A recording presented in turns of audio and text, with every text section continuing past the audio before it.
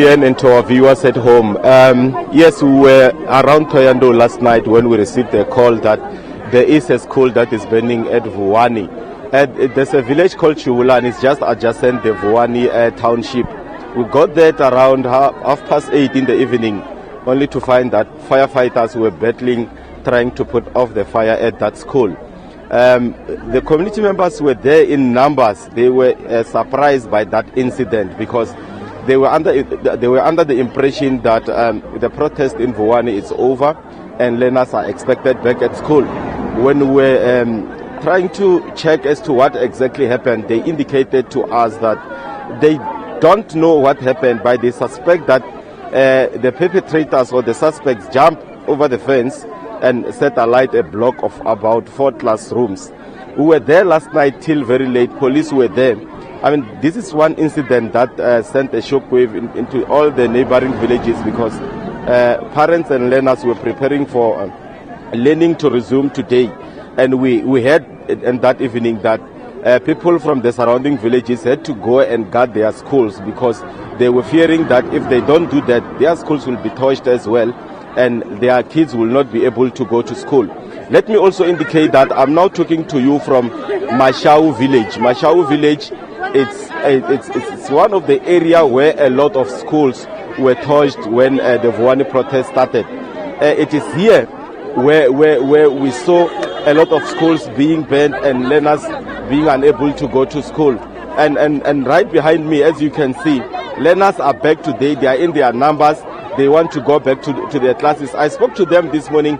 They looked very happy for the fact that at long last they will be going back to school after staying for about 4 months at home. But quickly to talk about them going back to school, let me bring the spokesperson for the Department of Education, Elijah Mhlanga. Mr. Mhlanga, good morning and welcome to Morning Live. Good morning. Preparations for the school. We see children are back. How prepared are you? No, we are prepared. We took a lot of time in the past 3 months, but more specifically last week, preparing our teachers in terms of the curriculum program that we now need to embark on. We needed to brief them because it's not business as usual. We need to do things differently, and we needed to make sure that everyone was on the same page in terms of what we need to do, the pace we need to adopt, because we need to catch up. It means we need to do things differently, and we are confident.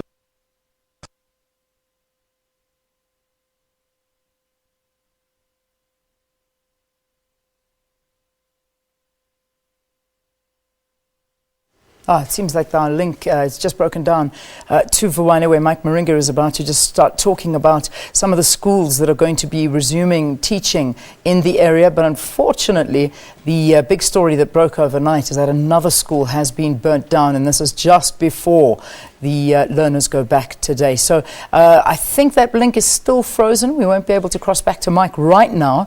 So let me try. Can we try?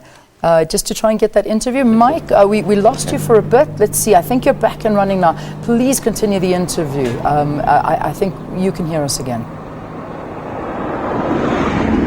Thank you, Lian. As we were saying, I'm with the spokesperson for the Department of Education, Mr. Elijah Mhlanga, telling us about the preparations they had to put to have the schools resuming in this area. Mr. Mhlanga, we were still talking about logistics. How far are you in terms of the delivery of desks and books to these learners? Well, we have delivered books, we have delivered stationery, we have delivered furniture as well, and all of those deliveries took place last week. And we are confident that today there won't be any disruptions because we have provided all the things that were supposed to be delivered. If there are any shortages, schools will tell us today as learners come to school and we begin to see the extent of the needs in the schools. But we've done everything that we needed to do. We've prepared the curriculum implementation program. We have also received support from members of the community who came to our schools to clean them up and make sure that the schools were ready for learning and teaching to take place. So we are confident that today will be an effective teaching day. Let's talk about I understand last week you had meetings with teachers, SABC. What transpired in that meeting? How prepared are the teachers? What are the parents saying?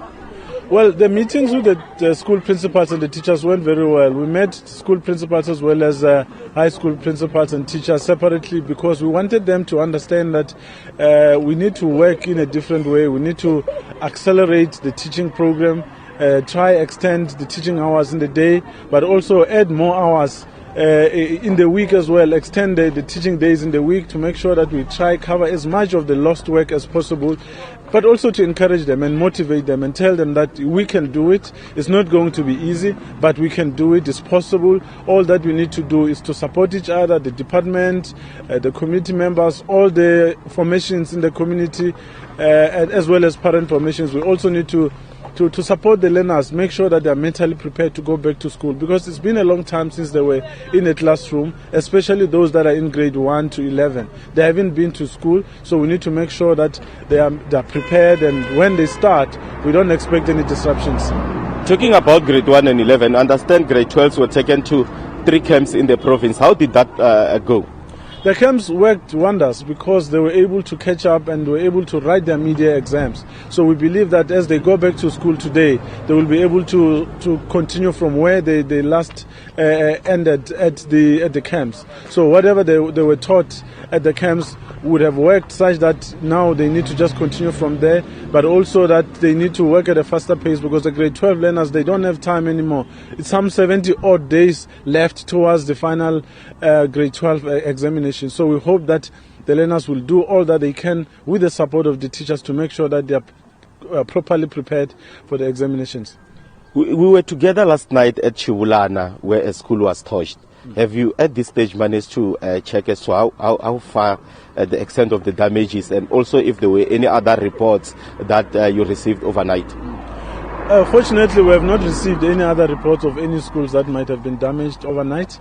We're grateful for that. In fact, we believe that those that touched the school last night should be isolated because it's against the spirit of the return of schooling today as agreed by the community and actually supported by members of the civic associations, task teams and traditional leaders and education officials and everyone involved.